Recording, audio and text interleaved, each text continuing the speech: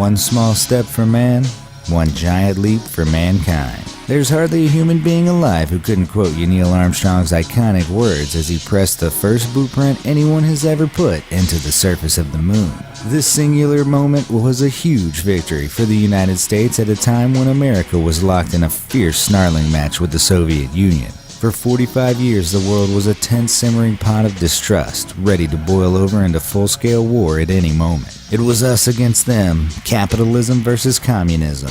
Russia and the US squared off in a competition to prove that their way was better than the other.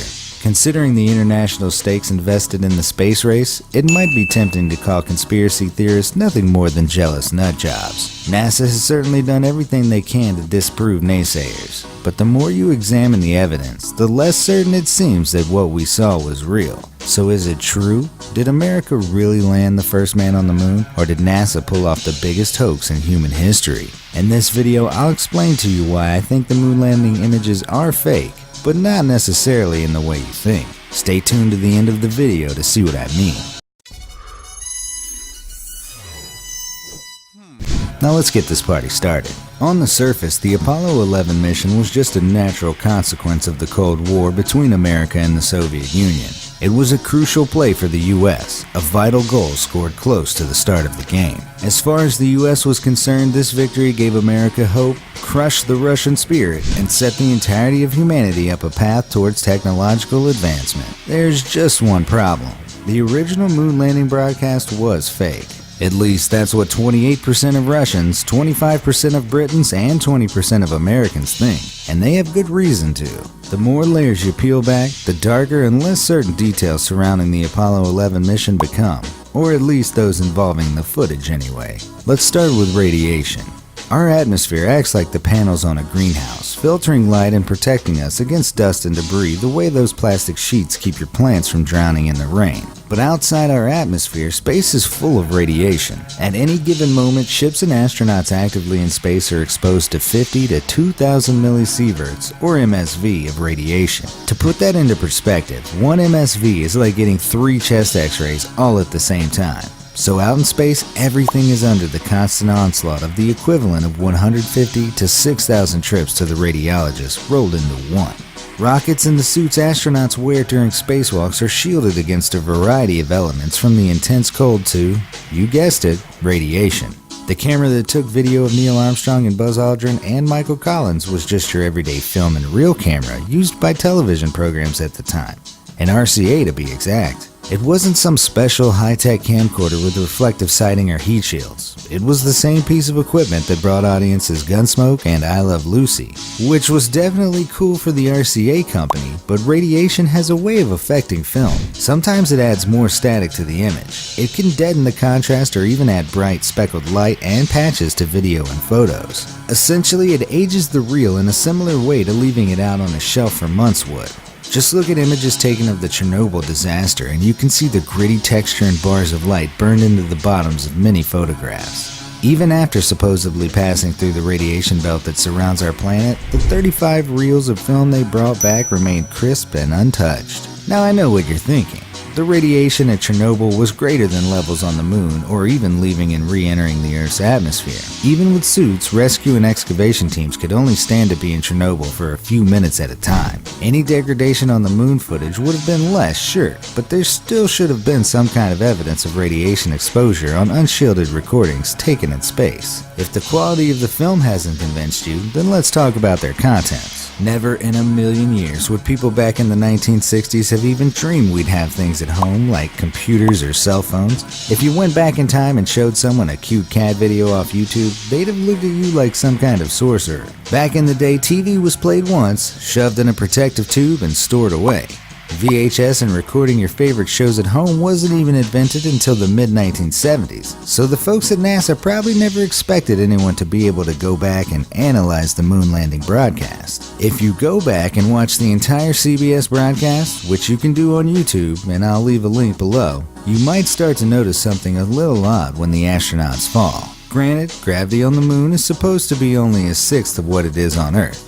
If you could step off of your front porch and land on the moon, not only would you have superpowers, you'd weigh about as much as a small child. I'm pretty sure you'd still fall the same way though. Maybe a little slower, but still the regular stumble, push yourself up kind of deal, especially considering the heavy packs and awkward suits the three astronauts were wearing. In the video, when they fall, their heads tip forward and they flail in midair like there's a wire holding them just about at the waist. And when they get back up, it's almost like they're being pulled from behind rather than pushing themselves up with their own bodies. There's even this hilarious compilation video of astronauts falling that I'll link to as well, because it does as a good job proving my point as it does making people laugh. They just don't look like they're actually falling.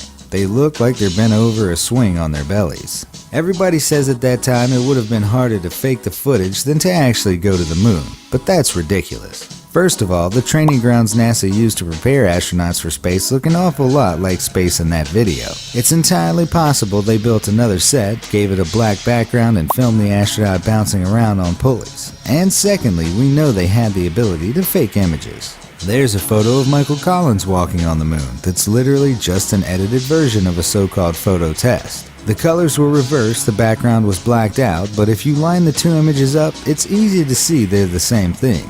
The angles are the same. The pose is identical. Admittedly, photos are far easier to tamper with than video, but it's impossible for us to go back and check the raw footage for editing because no one seems to have any clue as to where it is. More than that, the original telemetry data from the mission was written over due to a shortage in magnetic tape, so the reels are missing and the data is gone. There's no solid proof left that the landing footage wasn't fake. Does that mean we absolutely didn't go to the moon? Not necessarily. It's entirely possible that someone, whether that was Armstrong or not, became the first man to set foot on the moon as a result of the space race. America still could have won. The film just didn't survive the journey back or was too grainy to make anything out, so they made a new video.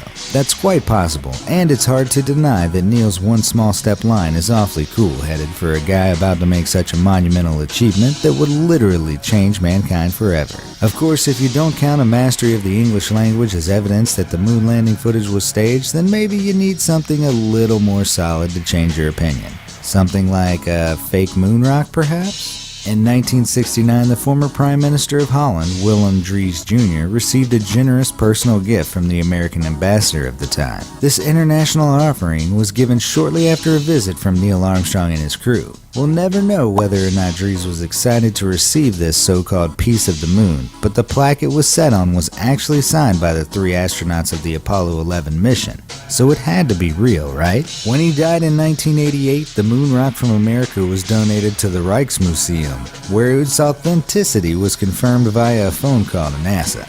It wasn't until 2009 that someone actually tested its competition. As it turned out, the moon rock was, embarrassingly enough, nothing more than petrified wood.